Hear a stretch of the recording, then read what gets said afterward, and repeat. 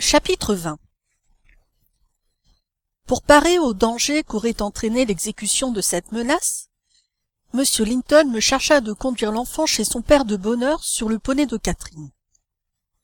Il ajouta: « Comme à l'avenir nous n'aurons plus sa destinée d'influence, bonne ou mauvaise, ne dites pas à ma fille où elle est allée.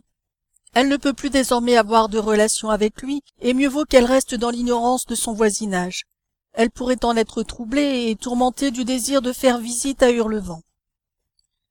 Dites-lui simplement que son père l'a envoyé chercher brusquement et qu'il a été obligé de nous quitter. » Linton montra beaucoup de répugnance à sortir de son lit à 5 heures et fut surpris en apprenant qu'il devait se préparer à un autre voyage.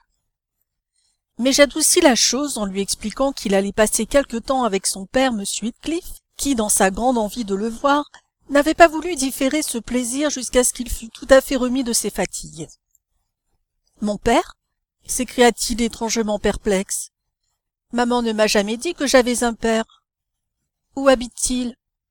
Je préférerais rester avec mon oncle. »« Il habite à peu de distance de la grange, répondis-je, juste derrière ces collines, pas assez loin pour que vous ne puissiez venir à pied ici quand vous vous sentirez vigoureux. Vous devriez être content d'aller chez vous et de le voir. Il faut que vous vous efforciez de l'aimer comme vous aimiez votre mère, et alors il vous aimera. » Mais pourquoi n'ai-je pas entendu parler de lui jusqu'ici? Pourquoi maman et lui ne vivaient-ils pas ensemble comme font les autres personnes? Il avait des affaires qui le retenaient dans le nord, et la santé de votre mère exigeait qu'elle résidât dans le sud. Et pourquoi ne m'a-t-elle jamais parlé de lui? Insista l'enfant. Elle parlait souvent de mon oncle, et il y a longtemps que j'ai appris à l'aimer. Comment pourrais-je aimer papa? Je ne le connais pas. Oh, tous les enfants aiment leurs parents. Votre mère pensait peut-être que vous auriez envie d'être avec lui si elle vous en avait parlé souvent. Dépêchons-nous. Une promenade matinale à cheval par un si beau temps est bien préférable à 1 heure de sommeil de plus. « Est-ce qu'elle vient avec nous ?» demanda-t-il. « La petite fille que j'ai vue hier. »« Pas à présent. »« Et mon oncle ?»« Non, c'est moi qui vous accompagnerai là-bas. » Linton retomba sur son oreiller plongé dans une sombre rêverie. « Je n'irai pas sans mon oncle, s'écria-t-il enfin. Je ne sais pas où vous voulez m'emmener. » J'essayai de le persuader que ce serait bien méchant à lui de faire preuve de répugnance à aller rejoindre son père. Mais il résistait opiniâtrement à tous mes efforts pour l'habiller, et il me fallut avoir recours à l'assistance du maître pour le décider à sortir du lit. Nous finîmes par réussir à mettre en route le pauvre enfant, après beaucoup d'assurances fallacieuses que son absence serait courte, que M. Edgar et Cathy viendraient le voir, et d'autres promesses aussi peu fondées que j'inventais et répétais de temps en temps le long du chemin. La pureté de l'air embaumé de la senteur des bruyères, l'éclat du soleil et la douce allure de Minnie soulagèrent son abattement au bout d'un moment. Il se mit à me faire des questions sur sa nouvelle demeure et sur les habitants de celle-ci avec assez d'intérêt et de vivacité. « Les Hauts de Hurlevent sont-ils un endroit aussi plaisant que Thrushcross Grange ?» demanda-t-il en jetant un dernier regard sur la vallée, d'où montait un léger brouillard qui formait un nuage floconneux bordant le bleu du ciel. « La propriété n'est pas aussi enfouie dans les arbres, répondis-je, et elle n'est pas tout à fait aussi grande, mais on y jouit d'une très belle vue sur le pays. L'air y sera plus sain pour vous, plus vif et plus sec. Vous trouverez peut-être au début le bâtiment vieux et sombre, bien que ce soit une demeure respectable, la meilleure des environs après la grange. Et puis vous ferez de si belles courses dans les Landes. Arton Earnshaw, qui est l'autre cousin de Miss Cathy, et par suite le vôtre en quelque sorte, vous montrera tous les coins les plus agréables. Vous pourrez emporter un livre quand le temps sera beau, et faire d'un creux verdoyant votre salle d'études. Il est possible que parfois votre oncle vienne faire une promenade avec vous, il se promène souvent sur les collines. Et comment est mon père? Est-il aussi jeune et aussi beau que mon oncle? Il est aussi jeune, mais il a les cheveux et les yeux noirs et l'air plus sévère. Il est aussi plus grand et plus fort. Il ne vous paraîtra peut-être pas d'abord aussi doux et aussi aimable, parce que ce n'est pas son genre. Pourtant, ayant soin d'être franc et cordial avec lui, tout naturellement il vous aimera encore mieux que ne ferait aucun oncle, puisque vous êtes son fils. Des yeux et de cheveux noirs, répéta Linton d'un air rêveur. Je n'arrive pas à me le représenter. Alors je ne lui ressemble pas, sans doute. Pas beaucoup, répondis-je. Pas le moins du monde, pensai-je, en considérant avec regret le teint blanc et la frêle charpente de mon compagnon et ses grands yeux langoureux. Les yeux de sa mère, mais tout à fait dépourvus de leur éclat et de leur vivacité, sauf dans les moments où ils s'allumaient sous l'influence d'une irritabilité morbide.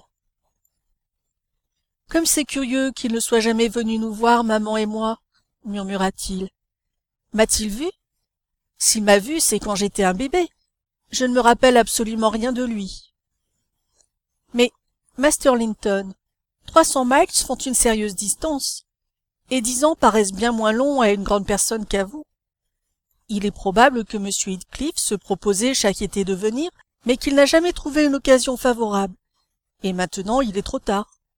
Ne le tracassez pas de questions à ce sujet, et cela le fâcherait, sans profit pour vous.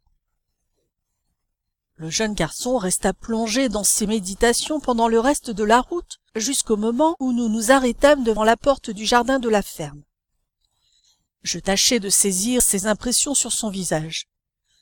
Il examina les sculptures et les fenêtres basses, les groseilliers éparses et les sapins tout penchés, avec une gravité attentive, puis secoua la tête.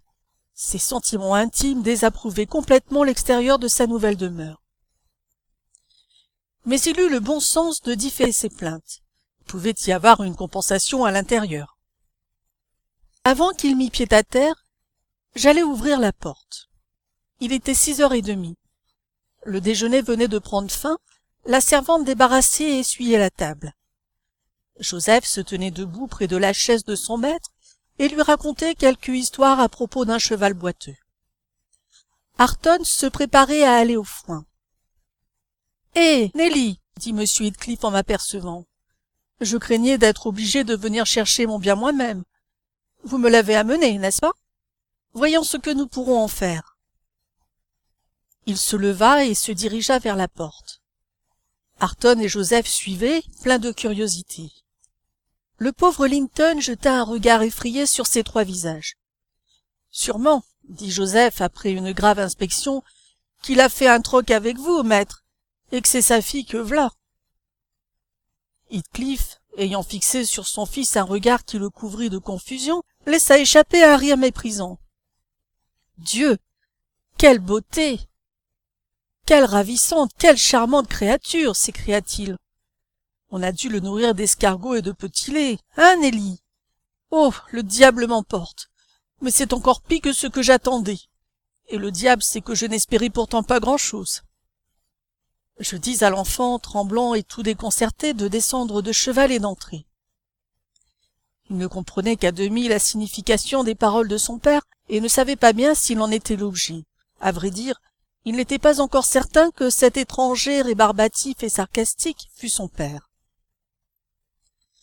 Mais il s'accrochait à moi avec une terreur croissante, et comme M. Heathcliff avait pris un siège et lui avait dit « Viens ici », il se cacha le visage sur mon épaule et pleura. « Assez, » dit Heathcliff. Il étendit le bras, attira brutalement l'enfant entre ses genoux, puis lui tint la tête haute en le prenant sous le menton. « Pas de ces sottises. Nous n'allons pas t'avaler, Linton. N'est-ce pas là ton nom? Tu es bien le fils de ta mère.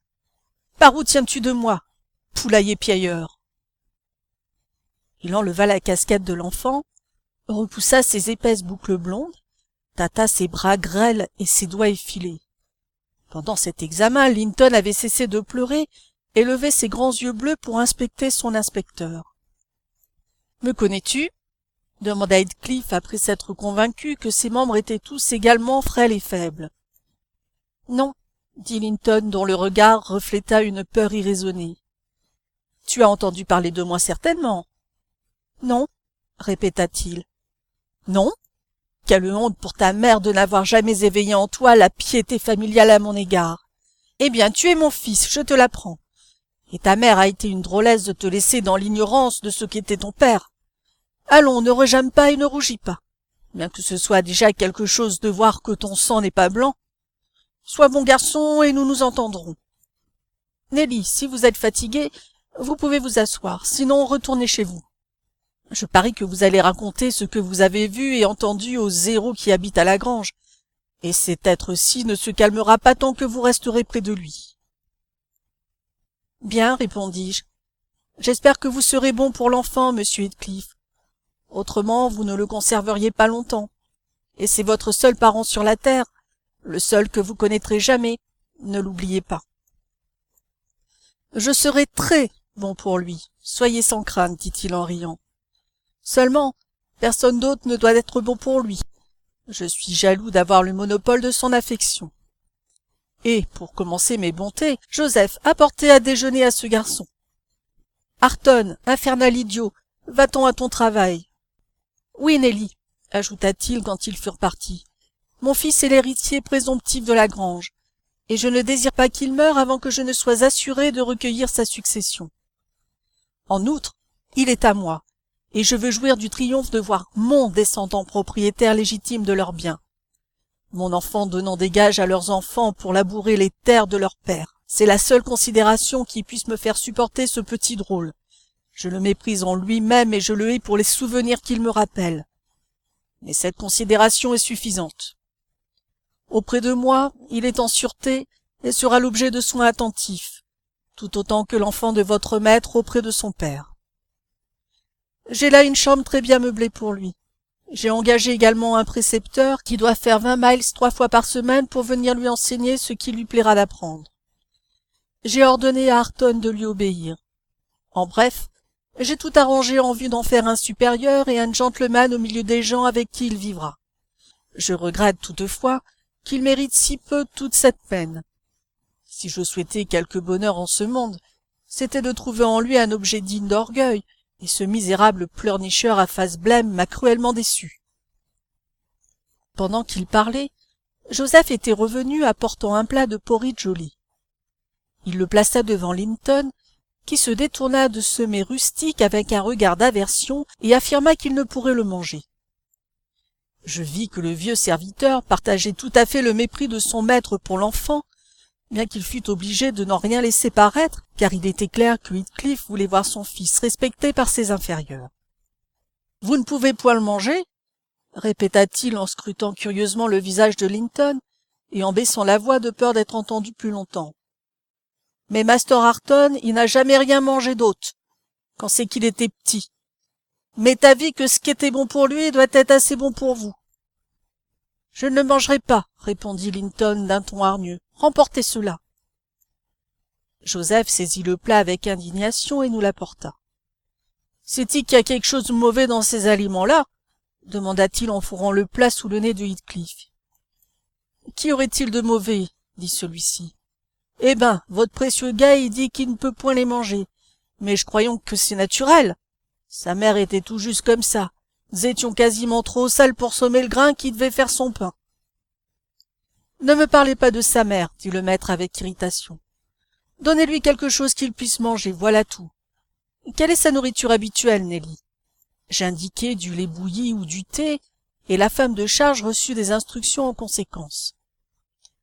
Allons, pensai-je, l'égoïsme du père pourra contribuer au bien-être de l'enfant. Il se rend compte de sa constitution délicate et de la nécessité de le traiter avec ménagement.